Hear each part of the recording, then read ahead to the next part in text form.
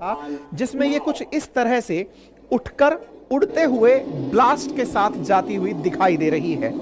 Notice करने की बात है कि यहां पर जो टाइमिंग है वो ब्लर किया हुआ है, सो दैट आपको असल में ना पता चल जाए कि इसकी स्पीड क्या है। लेकिन दुनिया को तो हमने बता दिया कि हमने हाइपरसोनिक मिसाइल का परीक्षण कर लिया है और यह सक्सेसफुल कंडक्ट किया गया है हाइपरसोनिक मिसाइल परीक्षण। आवाज की गति को मैक में अगर नापा जाता है तो यह 5 मैक की स्पीड पर लक्ष्य को भेद सकने वाली मिसाइल है, जो उड़ीसा के एपीजे अब्दुल कलाम आइलैंड से ट्राई की गई है, चलाकर ट्राई किया गया है। ये अपने आप में हमारे आर्म्ड फोर्सेस को बहुत मजबूती देगा है। ऐसा क्या है जिसकी वजह से हम ये कह रहे हैं कि ये दुनिया के 4 ही देशों के पास है। नॉर्थ कोरिया क्लेम भले ही करता हो, लेकिन दुनिया मानती नहीं है उसके क्लेम्स को, क्योंकि वो ठीक है, मतलब वो चाइना का ही एक्सटेंडेड आर्म है। जैसे कल को बेलारूस कहे कि उसके पास न्यूक्लियर वेपन है तो माना जाएगा कि वो रशिया का दिया हुआ है।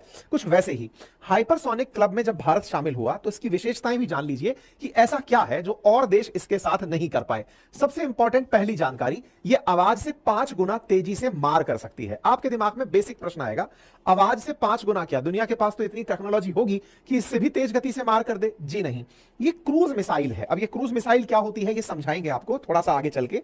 दूसरा इंपॉर्टेंट बात है, इसमें यूज किया गया इंजन। इसमें जो यूज किया गया इंजन है उसका नाम स्क्रैमजेट इंजन है। अब ये स्क्रैमजेट इंजन क्या होता है थोड़ा और आगे चलेंगे समझाएंगे, बस शुरुआत में इतना समझ लीजिए।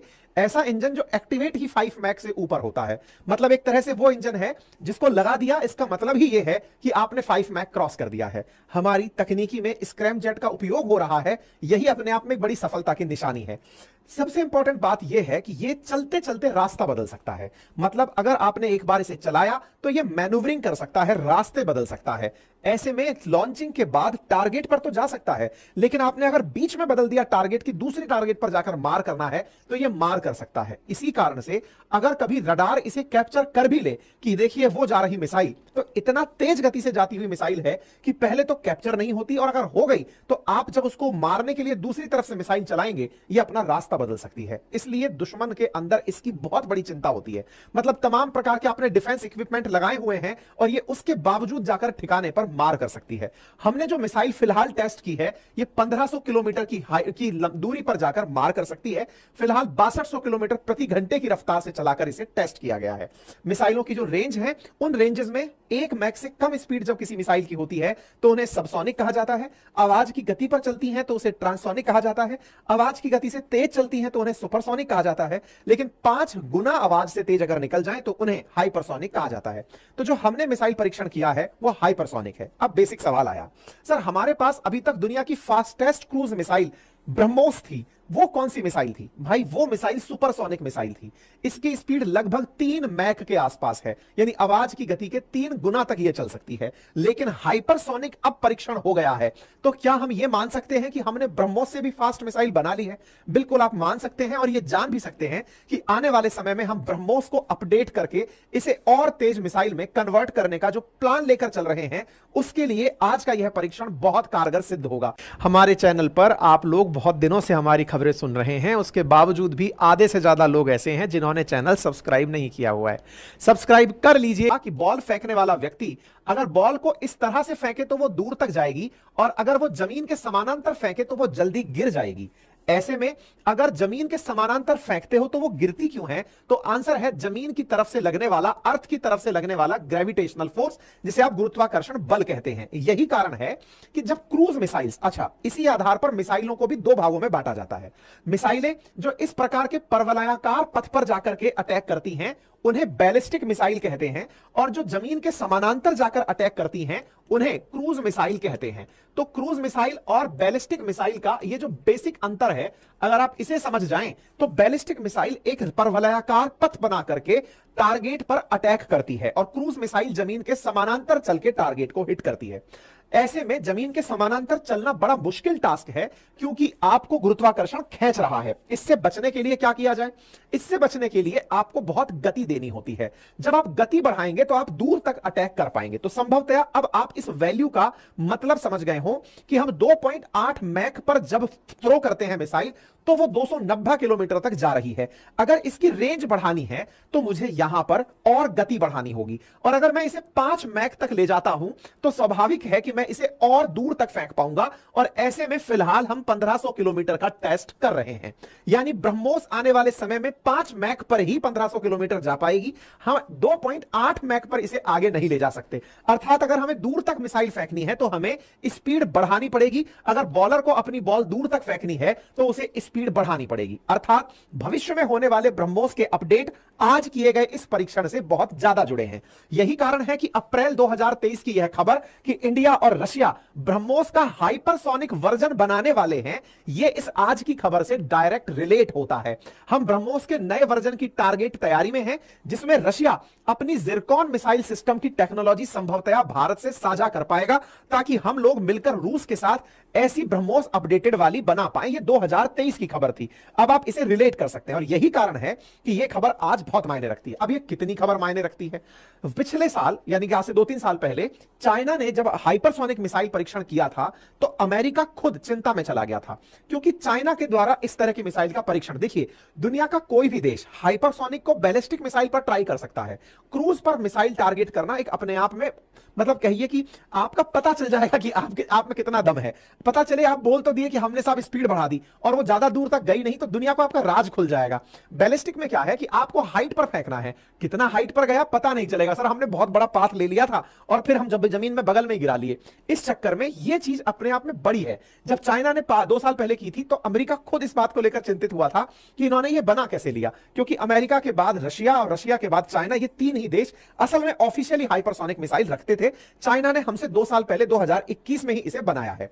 अच्छा, क्या हमने इसके लिए नोटम जारी किया था? बिल्कुल, हमने इसके लिए प्रॉपर 15 से लेकर 17 के बीच में मतलब नोटिस जारी किया हुआ था एयरमैन के लिए कि भाई इस एरिया से मत निकलना, क्योंकि हम यहां पर परीक्षण करने वाले हैं। उड़ीसा के बालासोर के नजदीक इस तट से हम जब ये परीक्षण करते हैं तो यहां पर सबको बोल देते हैं कि भाई कुछ भी लेके मत उड़ना, मिसाइल लग जाए तो फिर हमसे मत कहना। तो फिलहाल के लिए हमें यह बात समझ में आती है। तो हमें अब तक क्या क्लियर हो चुका है कि हमारी यह मिसाइल क्रूज है। अब इसके अंदर इंजन कौन सा लगा है? जैसे हम जब कोई गाड़ी खरीदते हैं तो उन गाड़ियों के अंदर स्पेसिफिकेशंस होते हैं, इस गाड़ी का ये इंजन खास है। ऐसे ही मिसाइलों में अलग अलग प्रकार के इंजन लगते हैं। आज मैं आपको 2 प्रकार के इंजन बता रहा हूं, एक है रामजेट इंजन और एक है स्क्रैमजेट इंजन। मतलब रामजेट से आगे एससी और लग गया है, स्क्रैमजेट इंजन है। अब ये रैमजेट और स्क्रैमजेट फिलहाल बैलिस्टिक मिसाइल क्रूज मिसाइल्स में यूज होने वाले बेहतरीन इंजन कंसीडर किए जाते हैं। जो फिलहाल हमारी ब्रह्मोस चल रही है, यानी ये कहिए कि जो हमारे सुपरसोनिक मिसाइल चल रहे हैं वो चलते हैं रैमजेट इंजन के ऊपर, और जो स्क्रैमजेट इंजन है इस पर हाइपरसोनिक मिसाइल सिस्टम चलते हैं। स्क्रैमजेट और क्रायोजेनिक फिलहाल इसरो अपनी लॉन्च व्हीकल्स में यूज कर रहा है। आपको अब ये स्क्रैमजेट के बारे में समझना है। स्क्रैमजेट में होता क्या है, मतलब इस इंजन की खासियत क्या होती है, क्यों इसे इतना खास माना जाता है, इसके लिए थोड़ा सा स्क्रैमजेट के बारे में जान लीजिए। देखिए होता क्या है, इंजन असल में है क्या? इंजन वो है जो आपको उड़ने की ताकत दे रहा है। स्क्रैमजेट मिसाइल इंजन्स में ये बहुत जबरदस्त टेक्नोलॉजी होती है, और वो टेक्नोलॉजी ये कि जब हवा में उड़े तो हवा में उपस्थित ऑक्सीजन को ही फ्यूल के रूप में यूज कर लें। ये तो बहुत ही इंटरेस्टिंग बात हुई, सर फ्यूल के रूप में यूज कर लें मतलब क्या है? देखिए असल में जलने के लिए तो हमारे पास हाइड्रोजन एज ए फ्यूल भेजी जाती है मिसाइल के इंजन में डालकर, लेकिन उसे जलाने के लिए ऑक्सीडाइजर के रूप में ऑक्सीजन की जरूरत होती है।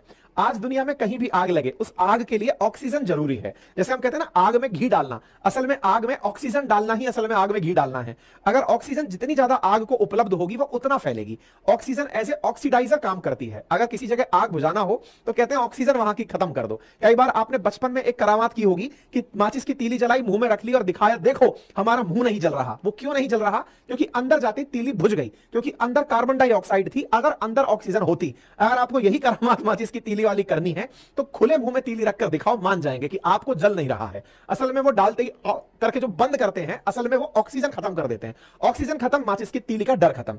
कई बार आपने जादूगरों को देख मतलब कलाकारों को देखा होगा कि मुंह में डीजल भर करके फू फू फेंक के आग लगाते रहते हैं। वो इसलिए क्योंकि अंदर ऑक्सीजन नहीं भरी हुई है, इसलिए आग का डर नहीं है। ऑक्सीजन लग गई तो सब जल जाएगा। ऑक्सीजन ही आग लगाने का काम करती है।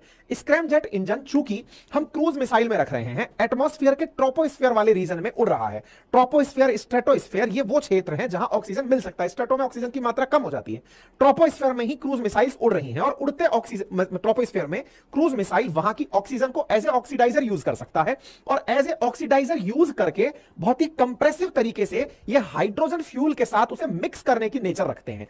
तो सर आपने तो ऐसे बता दिया कि कल को मैं भी इंजन बना लूंगा, सुनने में बहुत आसान लग रहा है। समझने वाली बात यह है कि इस टेक्निक का उपयोग ही 5 मैक से ऊपर होता है, यानी कि आप इस एयर को कंप्रेस करके हाइड्रोजन को दे ही तब पाएंगे जब आपकी मिसाइल 5 मैक से ऊपर जा रही हो। तो इसका मतलब क्या हुआ? इसका मतलब यह हुआ 5 मैक तक पहुंचाने के लिए आपने हो सकता है कोई और इंजन काम में लिया हो, यानी पहले इसे धक्का किसी और इंजन से दिया, फिर इसके अंदर दूसरा इंजन आकर के चालू हुआ, यानी शुरुआत के लिए कुछ और था। यह बिल्कुल वैसे है जैसे हवाई जहाज जब उड़ने की तैयारी में होता है तो पहले लुढ़कता तो अपने नॉर्मल इंजन से है, लेकिन जब लिफ्ट करने वाला होता है तब उसके अंदर सारे अपने इंजन चालू होते हैं जो उसको लिफ्ट देते हैं। एग्जैक्टली स्क्रैमजेट इंजन तेज गति पर ही चालू होता है और उसके अंदर ऑक्सीजन को हाइड्रोजन जलाने के लिए उपयोग में लिया जाता है। यह स्क्रैमजेट की विशेषता फिलहाल यूज में ली जा रही है हमारे इस इंजन के अंदर, ठीक है, जो कि आगे अगर यूज कर लिया जाए तो यह 15 मैक तक की स्पीड पर इंजन को ले जा सकता है। यह इसकी बहुत बड़ी विशेषता होती है। इसलिए आप याद करिएगा, हम पहली बार क्रूज मिसाइल में स्क्रैमजेट इंजन यूज कर रहे हैं, यह अपने आप में बहुत बड़ी बात है, ठीक है। आगे बढ़ते हैं। अब हमने हाइपरसोनिक का कौन सा वर्जन यूज किया है? अब हाइपरसोनिक गति तो पकड़ ली हमने 5 मैक से ऊपर की। अब 5 मैक से ऊपर की गति बनने के बाद में 2 प्रकार की स्किल्स आती हैं। पहला, देखो बैलिस्टिक तो सबको पता था कि परवलयाकार पाथ पर उड़कर जाएगा और मार करेगा। दूसरा पाथ होता है कि मिसाइल उड़ी, उड़कर के एक हाइट पर पहुंची और वो जमीन के समानांतर समानांतर उड़ना शुरू हुई। अब समानांतर उड़ने में भी 2 गतियां हैं। एक गति कौन सी है कि उड़ती हुई मिसाइल यो लहरा लहरा कर उड़े, यो टेढ़ी मेढ़ी उड़े, और जब ये टेढ़ी मेढ़ी उड़ती है तो इस पाथ को कहते हैं ग्लाइड व्हीकल। ये कुछ वैसे है जैसे आपने कभी बचपन में पन्ने से हवा बनाकर हवाई जहाज बनाकर यूं उड़ाए हो, तो वो जो ग्लाइड बनाकर उड़ाते हो तो वो बड़ा ही तैर तैर कर उड़ते हुए लैंड करता है। कभी वो स्पष्ट गति नहीं पकड़ता, बस वो लहरते हुए पकड़ता है। एग्जैक्टली अगर एटमॉस्फेयर के अंदर ही क्रूज इंजन इस तरह तैर करके अपने लक्ष्य तक जा रहा है तो यह हाइपरसोनिक ग्लाइड व्हीकल कहला रहा है। और अगर कभी ये पैरेलल सीधा उड़ करके टारगेट को हिट कर रहा है तो यह हाइपरसोनिक क्रूज मिसाइल सिस्टम कहलाता है। हम लोगों ने इस क्रूज मिसाइल सिस्टम को टारगेट किया है, ग्लाइड को नहीं किया है। अब ग्लाइड अच्छा है या बुरा है? देखो जो रक्षा विशेषज्ञ हैं वो इस ग्लाइड को ज्यादा अच्छा बताते हैं। तुलनात्मक रूप से ज्यादा अच्छा क्यों बताते हैं? क्योंकि क्रूज में फिर भी एक बार आपको स्पष्ट पाथ देखकर अंदाजा हो सकता है कि कोई मिसाइल जा रही है। ग्लाइड में तो कंफ्यूज करने के बहुत से तरीके हैं। आप चलाए कहीं थे, फिर उड़कर कहीं गई, फिर कहीं गई, फिर कहीं गई, आप लक्ष्य पता नहीं लगा पाएंगे कि बचाना किसे है। अब इधर जा रही है, ये बिल्कुल वैसे है जैसे क्रिकेट के अंदर आप लोग बॉल को स्पिन कराते हैं, फेंकते इधर है जाती उधर है। एग्जैक्टली ये वाली चीज यहां पर हो रही है ना। तो ग्लाइड मिसाइल सिस्टम चाइना ने डेवलप कर रखा है। हमने जो मिसाइल सिस्टम यूज किया है वो क्रूज मिसाइल सिस्टम है, ठीक है। ये क्रूज मिसाइल सिस्टम इस प्रकार से पाथ जमीन के समानांतर बना के चलता है। इसकी फायदे क्या होंगे? तो हाइपरसोनिक की सबसे बड़ी बात क्या हो गया?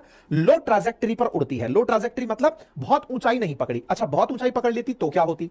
देखो जितने भी जमीन पर हम डिफेंस सिस्टम लगाते हैं वो रडार से बने होते हैं जनरली, या थर्मल इमेजिंग यूज करते हैं। रडार क्या है? Radio detection and ranging. मतलब आपकी मिसाइल अगर ऊपर गई तो यहां पर खड़ा हुआ रडार ऊपर से उड़ते एक फ्लाइंग ऑब्जेक्ट पर अपनी रेडियो वेव्स फेंकता है और जब वो टकराकर वापस लौटती है तो ये कंफर्म कर लेता है कि कोई फ्लाइंग ऑब्जेक्ट है जो हमारी सीमा में आ रहा है।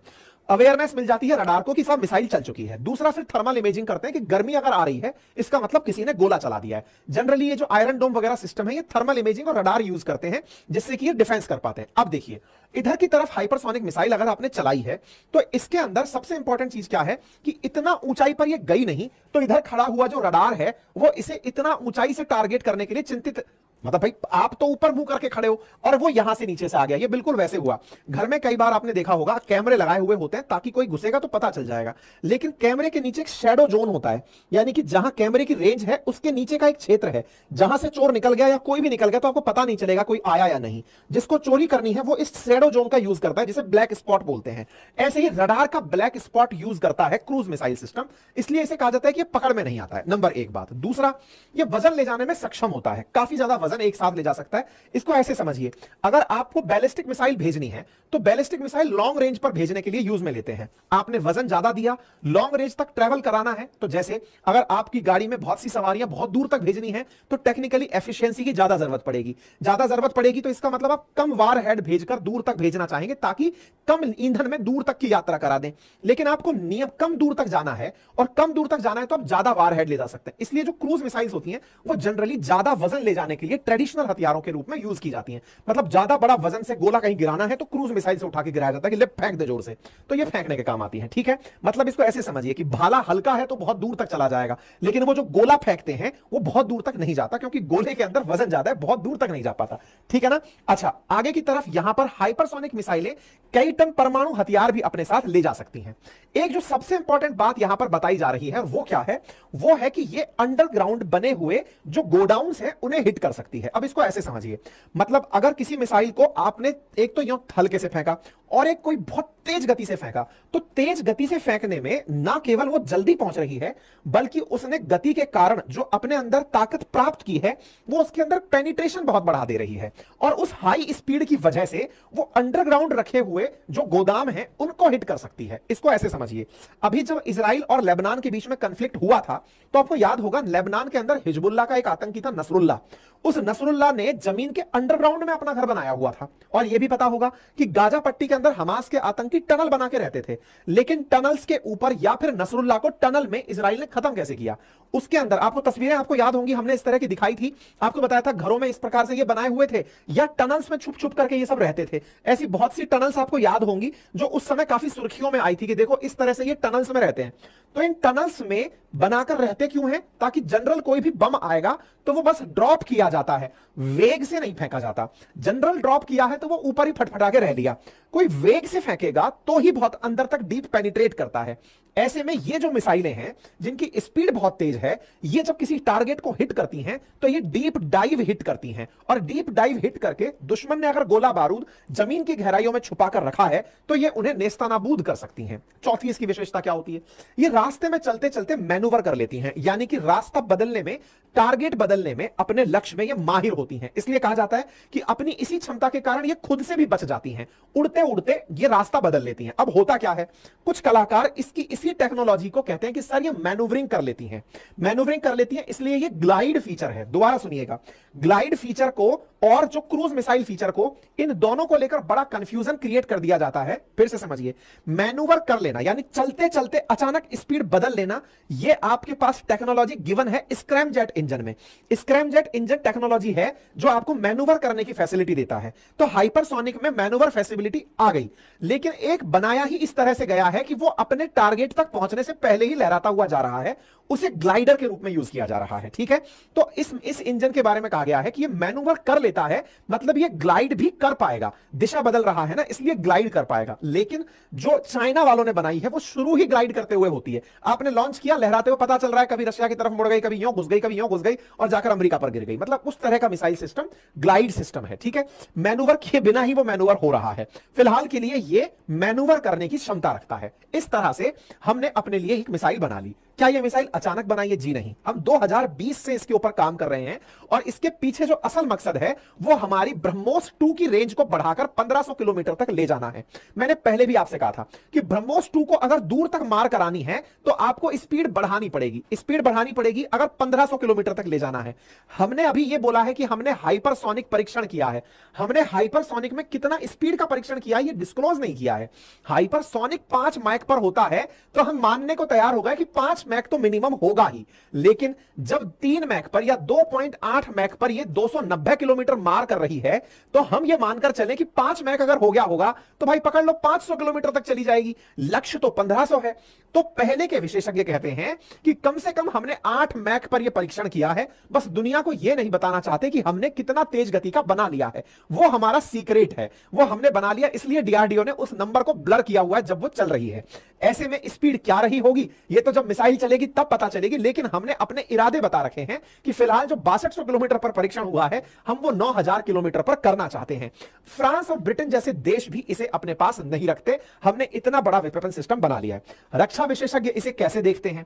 रक्षा विशेषज्ञों का मानना है कि यह मिसाइल सिस्टम किसी के पास होना उसकी टेक्नोलॉजी को उन्नत होने के बराबर बताता है कि हां भाई ये अपग्रेड कर गए हैं, और अपग्रेड कर गए हैं तो दुश्मन को इनसे डरना चाहिए। यही कारण है कि चाहे रशियन टाइम्स हो जिसने इसे हिस्टोरिक इवेंट बताया, इसी प्रकार से ब्लूमबर्ग ब्लूमबर्ग हो, अल अरेबिया हो, हर खबर के अंदर छपा है। पाकिस्तान ने भी इसे कहा है कि चाइना, रशिया और यूएस के बाद अब भारत के पास यह मिसाइल सिस्टम है। इसका मतलब अंतरराष्ट्रीय इमेज इसका तगड़ा गया है। इसका मतलब यह हुआ कि हाइपरसोनिक मिसाइलें अपनी रफ्तार के कारण और हवा में मैन्यूवरिंग की जो कैपेसिटी है उसके कारण यह अपने लिए बहुत ज्यादा मायने रखती हैं। क्या दुनिया में कभी इसका उपयोग हुआ है? तो देखो क्या है, रशिया के पास दो ऐसी मिसाइलें हैं जो हाइपरसोनिक हैं। एक का नाम किंजर है और दूसरी का नाम जिरकॉन है। तो रशिया यूक्रेन वॉर जब हुआ तो उसने किंजर मिसाइल सिस्टम जो है वो चलाकर दिखाया था। किंजर मिसाइल सिस्टम उन्होंने यूक्रेन पर चलाया था। ये वो खबर है 2022 की, यानी कि वो ट्राई करके दिखा चुका है कि हमारे पास है और उसका यूज हम जानते हैं। अब भारत ने इसको बना लिया है तो कुछ लोग तो यही मानेंगे कि ये रशिया से आई हुई टेक्निक है, लेकिन डीआरडीओ ने इसे अपनी तरफ से बनाया है।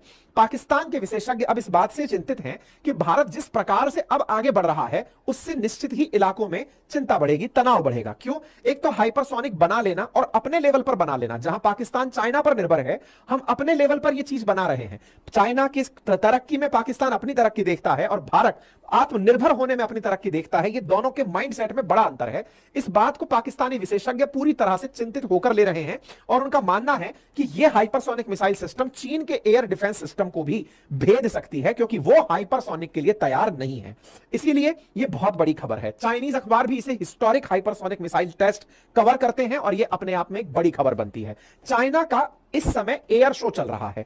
चाइना दुनिया वालों को बुला बुलाकर अपनी फ्लाइट्स दिखा रहा है, एयरक्राफ्ट दिखा रहा है कि साहब हमने कितनी बड़ी चीज बना ली है, हम कितनी बढ़िया हवाई जहाज बना चुके हैं, फाइटर जेट्स बना चुके हैं। उस दौर में भारत आकर के अपने द्वारा मिसाइल का परीक्षण अगर कर देता है तो यह निश्चित ही चाइना के इस शो के दौरान भारत की दखलंदाजी कही जा सकती है। मतलब इंडिया का सक्सेसफुल हाइपरसोनिक मिसाइल परीक्षण उस समय हो जिस समय चाइना वाले अपने यहां एयर शो कर रहे हो, तो दुनिया की नजर इस पर पड़ेगी। और यही कारण है कि एएफपी न्यूज आज इसे ऐसे लिखता है कि हाल ही में जो न्यूक्लियर आर्म्ड इंडिया है, यानी कि परमाणु हथियार संपन्न जो भारत है, उसने पहला हाइपरसोनिक मिसाइल परीक्षण कर लिया है, जो कि ऐसे समय पर है जब military aviation power China show कर रहा हो, चाइना दिखा रहा हो कि देखो मेरे पास कितने बढ़िया फाइटर जेट्स हैं। उस समय पर भारत के द्वारा इस तरह की काबिलियत दिखाई जा रही हो, यह अपने आप में दुनिया के लिए भी काफी बड़ा सरप्राइज है। उम्मीद है कि आप सभी तथ्यों से पूरी तरह अवगत हो गए होंगे और जानकारी पसंद आई होगी तो साथियों से भी साझा करेंगे।